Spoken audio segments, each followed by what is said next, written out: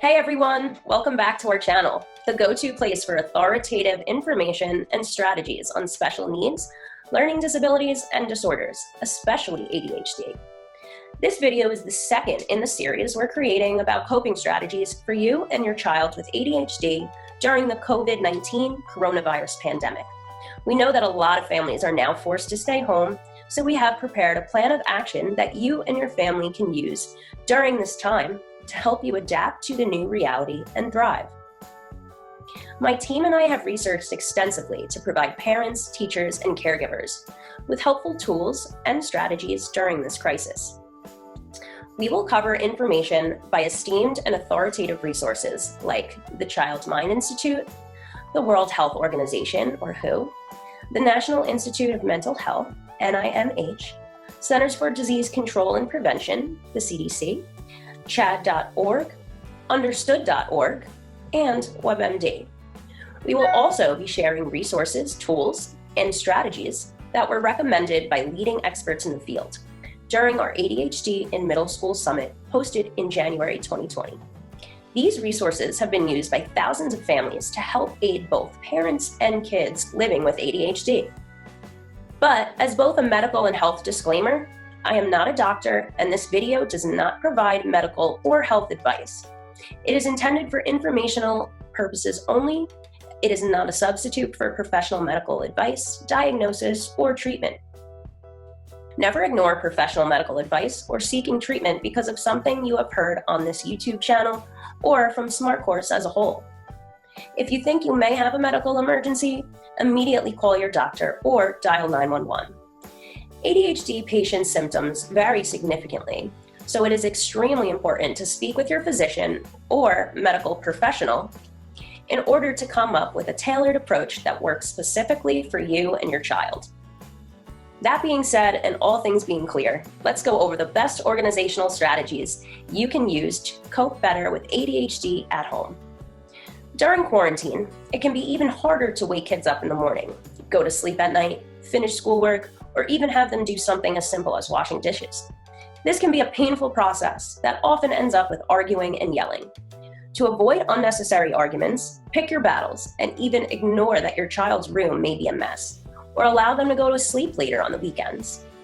If you relate to these struggles but are at a loss on what to do, don't worry, because these are the problems that are faced by many parents.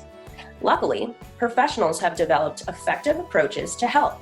Aileen Taylor-Klaus and Diane Dempster, who are co-founders of one of the most successful blogs on ADHD, Impact ADHD, summarize that there are 4 transitional hotspots that every parent of middle school kids goes through: morning, homework, bedtime, technology. One of the reasons that these basic aspects of everyday life become particularly difficult for kids with ADHD is that kids with ADHD tend to have difficulties in organizational skills. Organization skill is the ability to create and maintain systems to keep track of information or materials. Kids with a weaker organization skills will not only have messy backpacks and rooms, they will struggle with time management, sticking to the plan, and handling information in an effective way. All of these can significantly impair their academic progress. Before discussing how to improve kids' organization skill, we first have to understand why kids with ADHD are struggling with it. The first major reason is lack of motivation. Kids with ADHD are living in the now, or the immediate present moment. They find it difficult to look into the future to see the consequences of their actions. For them, the only thing that matters is whether the task is fun or not. And being organized is certainly not fun. So, how to motivate kids to initiate these not-so-fun tasks? One effective way is through praises and incentives. Many parents feel they are bribing their kids when offering incentives, but it is not true. Bribing is when you offer something in exchange for bad behaviors, but when you offer kids rewards for good behaviors, you are performing positive reinforcement, which is very effective in changing kids' behavior and helping them build good habits. Kids with ADHD are not always intrinsically motivated, so they need such extrinsic motivations to help them initiate good behaviors. Aileen Taylor-Klaus and Diane Dempster Also, developed a list of practical tips and strategies that you can do right away to motivate your kids, which can be found in our All Access Pass for ADHD in the Middle School Summit. We've provided the link to the All Access Pass in the description below. Being organized also requires multiple executive functions that are more difficult for kids with ADHD to master due to their abnormal hormone level in the brain. So, to help your kids to improve their organization skills, you have to first understand the executive function challenges that are leading to their behaviors. One of the executive functions that kids with ADHD tend to lack is task initiation. Sometimes, even though they are motivated and sincerely want to clean up their room or help with the dishes, they find it hard to get themselves in action. They need your help in overcoming procrastination. Dr. Sharon Saline, a top ADHD expert and a licensed clinical psychologist with more than 30 years experience, suggests that it is important to help kids make plans with a specific start time and make sure they start at the time as planned. The key is to make the goal realistic and break the task into small pieces. If kids can't get started, it just means these pieces are not small enough. However, achievable goals and getting started do not necessarily mean that kids will stick to the plan. They can easily leave everything behind and get involved in activities that are more fun, like games and TV. This is mostly because kids with ADHD have limited working memory, which means they have limited capacity to hold information and temporarily.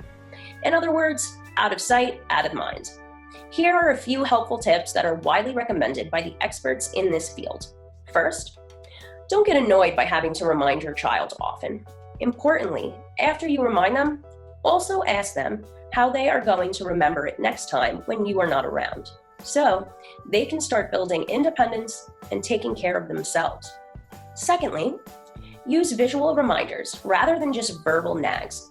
A whiteboard planner on the door, a to-do list on the refrigerator, or just putting an analog clock in every room your kid spends time in can be very helpful, because changing your kid's environment by adding visual triggers or cues helps them remember without relying on their working memory. That being said, kids with ADHD are not just being lazy and sloppy. There is something else neurally and hormonally going on behind these struggles. So, you can't just set up an organized system and expect your child to run with it. Don't just tell your child what to do, but be a team together and help them figure out what should be achieved and how to achieve it.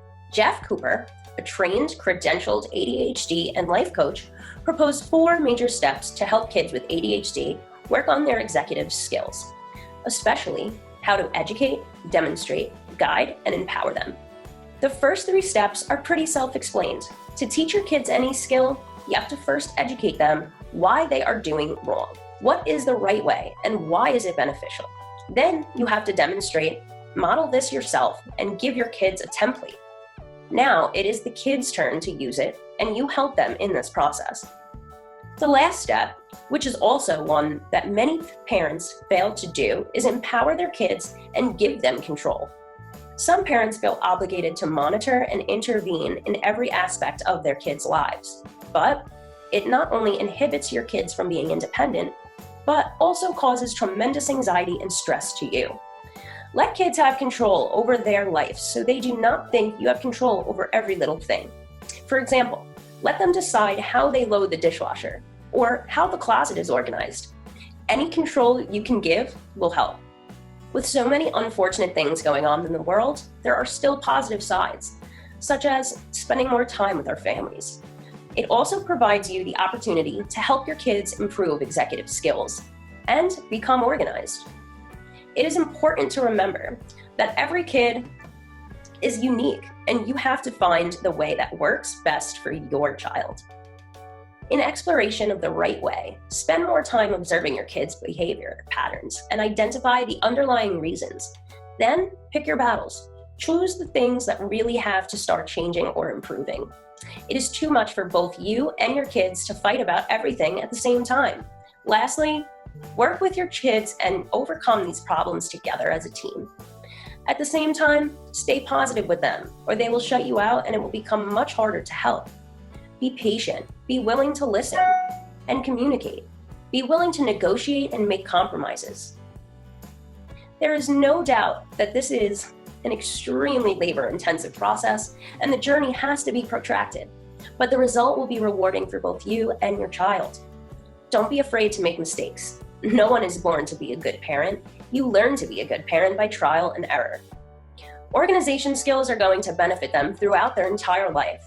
In a survey that was conducted by the National Association of Colleges and Employers in 2015, researchers asked hiring managers what skills they plan to prioritize when they recruit from college and graduate students. Out of the 10 skills that employers said they seek, the ability to plan, organize, and prioritize work was ranked number 4. Teach these bright kids how to plan ahead and develop an organizational system that will help them thrive and prepare them for success. In the following videos, we will dig into more specific issues and talk about some of the biggest strugglings that are faced by kids with ADHD, like homework and screen time.